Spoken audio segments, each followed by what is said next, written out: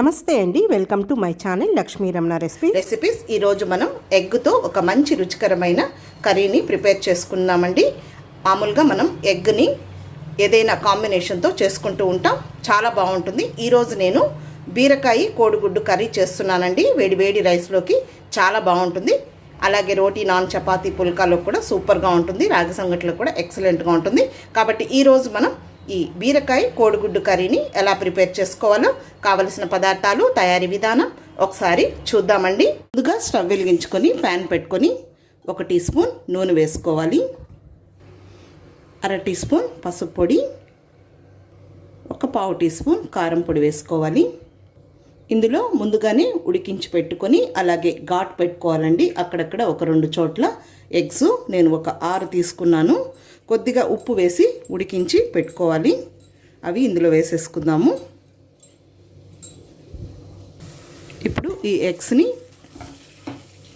1 నిమిషం ఫ్రై చేసుకోవాలి మీడియం ఫ్లేమ్లో.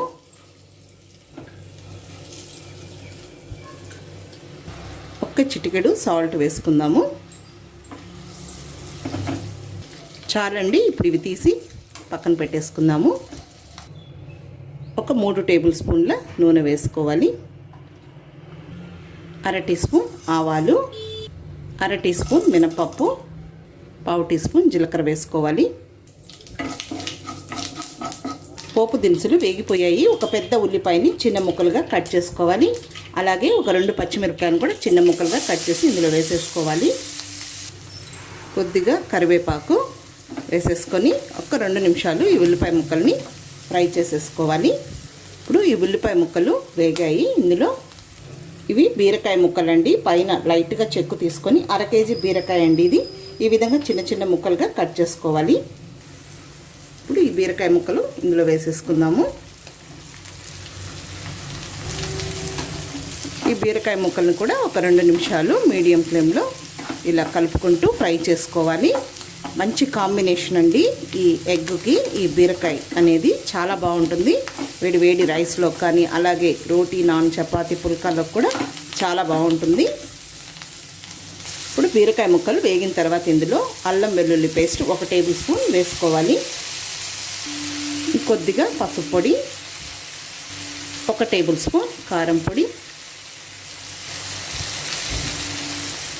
1 టేబుల్ స్పూన్ ధనియాల పొడి, అలాగే ఒక పెద్ద టమాటోని చిన్న ముక్కలుగా కట్ చేసి వేసుకోవాలి. అలాగే కర్రీకి సరిపడా రాళ్ళుప్పును కూడా వేసేసుకోవాలి. ఇప్పుడు ఈ టమాటోలు, ఈ అల్లం వెల్లుల్లి పేస్టు పచ్చివాసన పోయే వరకు ఒక 2 నిమిషాలు ఇలా కలుపుకుంటూ ఫ్రై చేసుకోవాలి. చూడండి, ఈ బీరకాయ కూడా ఒక 1/4 వంతు మనకు ఉడికింది. మరీ మెత్తగా పిసురుగా ఉన్నా కూడా బాగుండదు. ఇప్పుడు ఇందులో మనం ముందుగానే వేయించి పెట్టుకున్నాం కదా, ఆ ఎగ్స్ని వేసేసుకుందాము. ఇప్పుడు ఒకసారి కలిపేసుకుందాం. 1 నిమిషం ఈ ఎగ్స్ వేసిన తర్వాత ఫ్రై చేసేసుకోవాలి.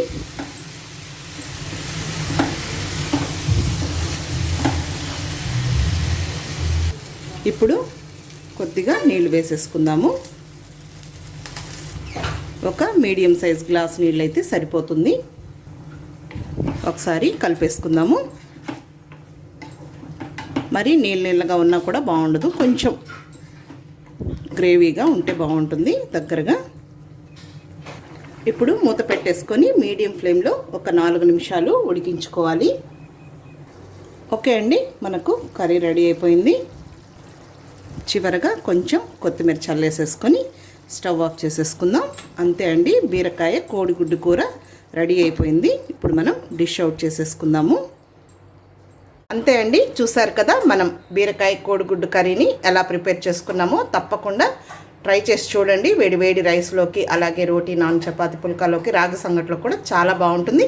ఈ వీడియో మీకు నచ్చినట్లయితే నా యూట్యూబ్ ఛానల్ లక్ష్మీ రమణ రెసిపీస్ని కొత్తగా చూస్తున్న వారైతే నా ఛానల్ని తప్పకుండా సబ్స్క్రైబ్ చేసుకోండి. నచ్చితే లైక్ చేయండి, షేర్ చేయండి. ఇంకొక మంచి వంటతో మళ్ళీ కలుద్దాం. నమస్తే అండి.